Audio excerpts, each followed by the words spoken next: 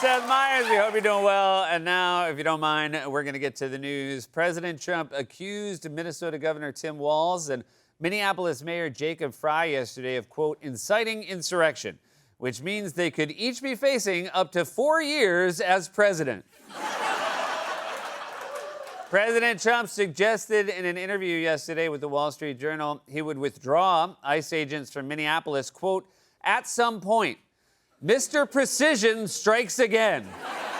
Some point like Friday or some point like when the sun swallows the earth? Or is it even later, like when the Epstein files are released? President Trump hosted a screening over the weekend at the White House of First Lady Melania Trump's new documentary, Melania, and it's already getting some award buzz for least animated feature. That's right. President Trump hosted a screening of First Lady Melania Trump's new documentary, Melania. Man, they are really testing his ability to stay awake. Sir, would you like to sit in the dark and watch a movie about your wife? Sir, he's already out. The federal government is set to run out of money on January 30th. Good. When asked last week about the bruising on his hand, President Trump told reporters that he, quote, clipped it on the table. Are you sure it wasn't a table saw? That hand doesn't look bruised. It looks like it's rejecting your wrist.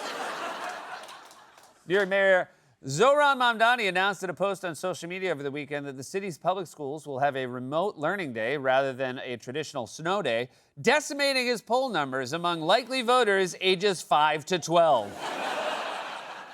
President Trump yesterday repeated his criticism of a new NFL kickoff rule aimed at reducing player injuries and said, quote, who has the right to make such a change? The NFL. Did you think Moses came down from the mountain with 10 commandments and the rules for American football? In a new interview, President Trump announced that he will not attend this year's Super Bowl in San Francisco because it's, quote, too far away. San Francisco is too far away? That's your excuse? The same one I use when my wife asks why I didn't get bagels from the good deli? According to a new study, women find men with large penises to be more attractive, though most women will tell you it's more important to have a penis that makes her laugh. Why does this guy get to be the picture?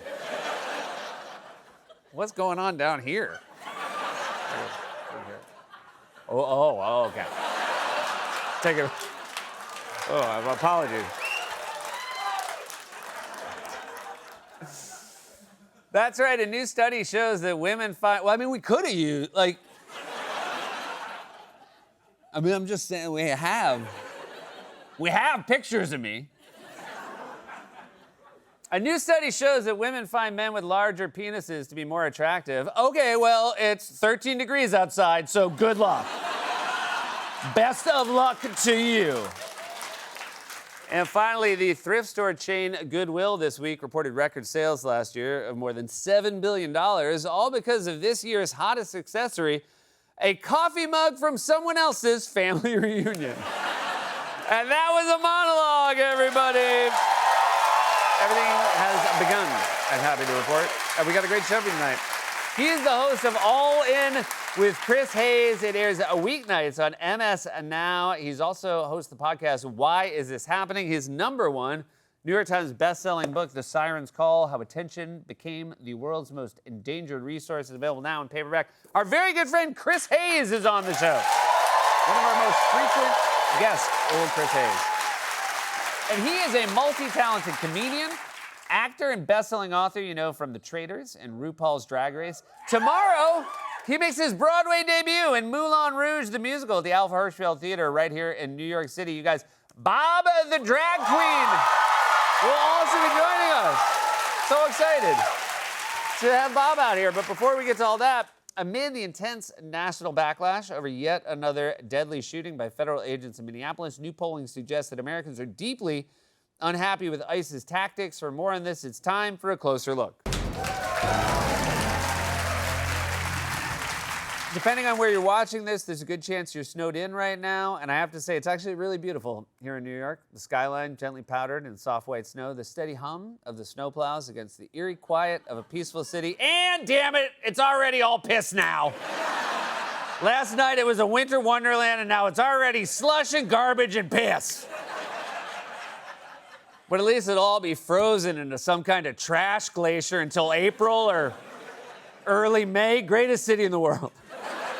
There is no amount of snow that can fall in this city that stays pristine for longer than 10 minutes. By the time you get a camera out to capture the beauty, there's already 5 rats on a toboggan. This morning I stepped in a snowdrift so deep, the mayor had to come pull me out. That guy's everywhere, giving interviews outside in the storm, doing shift changes with the snowplows, personally digging cars out of the snow. As a New Yorker, I have to say, it's just weird to have a mayor who seems to actually like the job. I mean, usually the heavy winds that accompany a winter storm in New York come from our mayors sighing at a press conference. Oh, turns out it's bad. So we're finding out competent, energetic leaders can actually restore faith in the government. But if you're not in New York City, don't worry. The Trump administration is also laser focused on the nitty-gritty of storm management and emergency response. I've learned that Homeland Security officials have come to FEMA staff and told them to limit the use of the word ICE in their public messaging and social media posts when talking about the storm. The concern is obviously the connection between the immigration enforcement that's happening across the country, particularly in Minnesota. And what they are worried about here is that by posting something like, watch out for the ICE, that it's going to become an opportunity for a meme, for internet fodder, for public ridicule against the Department of Homeland Security. So they're asking FEMA staff, if you can, don't use the word ICE, try to use the term freezing rain. Yeah. I mean, freezing rain is great, but what do you call it when it's no longer in the air? Is FEMA gonna start posting signs that say, watch out for solid cold ground rain? Also, frozen water has dibs on the word ice. These guys should have to change their name. Call them what they are. Someone's loser uncle salivating over handguns. Oh, wait, never mind, that's slush. That won't. That's also gonna be a problem. Gotta be something though. What other words are they gonna ban? Are we gonna have to start calling them lawn elves because everyone hates Kristi Noem? Well, in that case, I bet it's the gnomes themselves who want to distance themselves from her. They're so embarrassed by the association, they've started pulling their gnome hats down over their eyes. Just think about it. ICE is so unpopular, they want FEMA to not use the word ICE. And not only is ICE terrible, they're terrible on ice.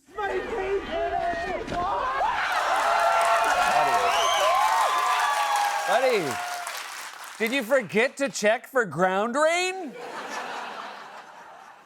We've shown that clip before, and we will show it again. But don't worry, going forward, we will be compliant with the Department of Homeland Security. We've edited the clip to avoid any appearance of freezing rain. I think that's better. And it's not just memes and public ridicule that ICE is afraid of. They're also very mad about what they claim are armies of paid agitators infiltrating Minnesota and using their vast financial resources and underground networks to do pranks. An SUV was just caught dumping water around a federal building to ice the roads so agents and their cars slip and crash. We've seen the so-called mostly peaceful agitators dumping water so that it freezes so that ICE agents fall down. What other acts of violence have they been committing against these agents?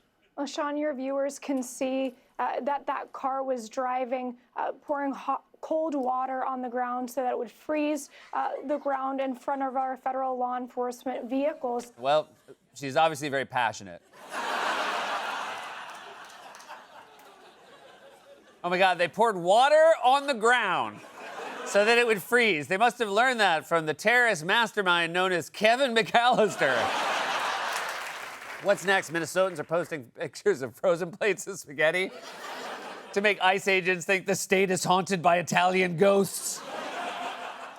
And if pouring water on the ground wasn't bad enough, the Trump administration also has evidence that these agitators are deploying the most hurtful weapon of all, the bird. The crowd here out inside of the federal building has been growing all afternoon. A few hundred people out there. They scream and shout and give the finger to agents when they come in or out. The crowd of a couple hundred and a real range of different types of people in that crowd. You can see them giving the finger and swearing at federal agents. If you look at some of the images out of Minneapolis last night, look at this vehicle. Look at what it says. It says F ICE. You have these individuals who are putting their middle finger, proudly so, at the camera. Well, of course, proudly. I mean, the only way to give the middle finger is proudly. If you're giving a timid bird, what's the point? Hey, that guy cut me off!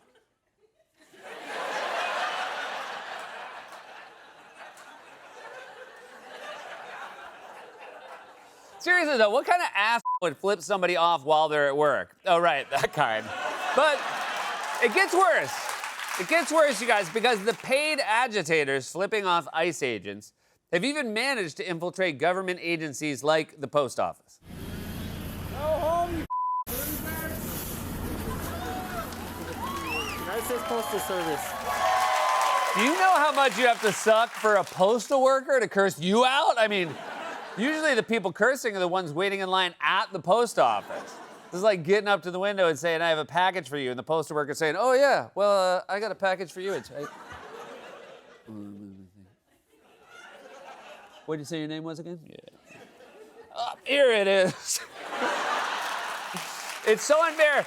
These poor ICE agents can't even take a snack break at a gas station. And you can tell by looking at them. Getting snacks at the gas station is like their favorite thing. Not only are they not cooperating with law enforcement on the ground there, they're also banning them from public areas. They can't even go in many places to use the restroom or get a cup of coffee or buy a lunch. In fact, a lot of those ICE agents and Border Patrol agents were run out of gas stations, Sandra, this past week. They were just trying to stop and use the bathroom and get a snack. We were set up on rioters who tried to stop us at every point yesterday.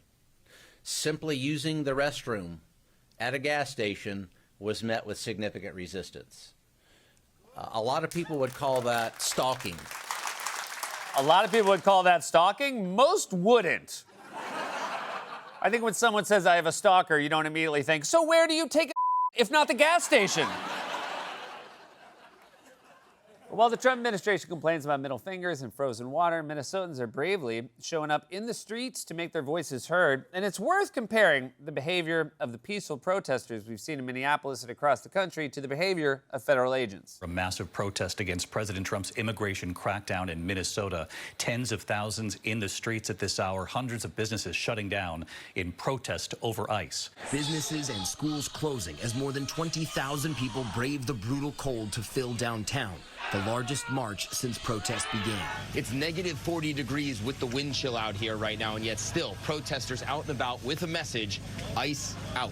Somehow 50,000 peaceful protesters in 10 below weather, I was there with them marching, when they were able to march without any problems. And then the next day, a half a dozen ICE and Border Control agents couldn't handle a guy with a cell phone taking video of them. Do you know how hard it is to hold a march with 50,000 people in 10 below weather without a major incident? I was outside with my kids for 5 minutes yesterday, and there were like 11 incidents.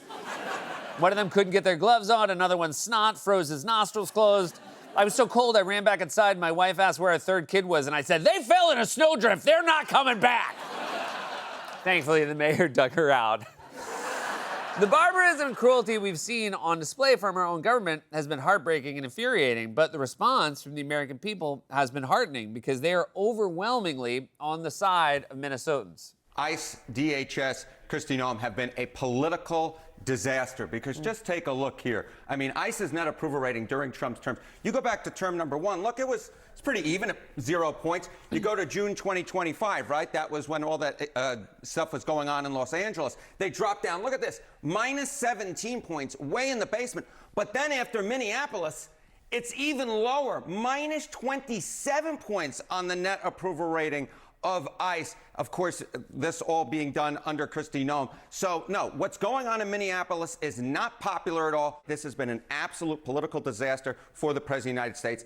ICE's approval rating is negative 27 points. They are colder than actual ice. I'm sorry, they are colder than freezing rain that has come earthbound and then formed into a slippy substance on the ground. Well, that actually does roll off the tongue.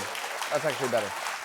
Look, the whiny complaints about middle fingers and frozen water are actually very revealing because they show what this is really all about. A lawless federal agency expects complete and total subservience while they carry out their cruel and unpopular agenda. But the reality is Americans are overwhelmingly against this. Trump is having about as much success with ICE as this guy did.